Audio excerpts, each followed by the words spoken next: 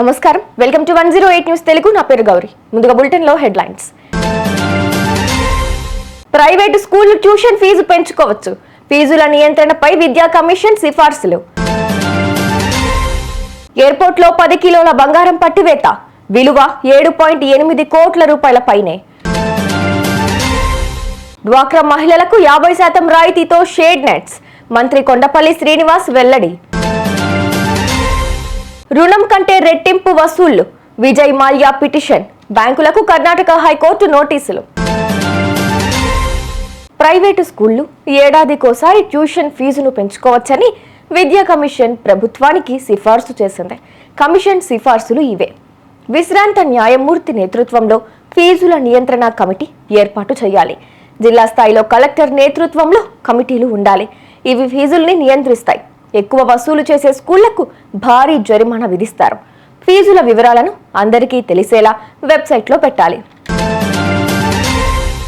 ఢిల్లీ విమానాశ్రయంలో దిగిన 2 ప్రయాణికుల వద్ద అక్రమంగా రవాణా చేస్తున్న 10 కిలోల బంగారాన్ని కస్టమ్స్ అధికారులు స్వాధీనం చేసుకున్నారు.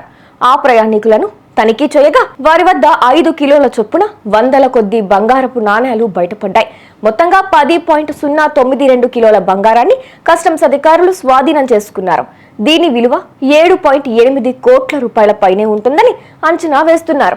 నిందితులిద్దరూ కాశ్మీర్కు చెందిన వారిగా గుర్తించారు.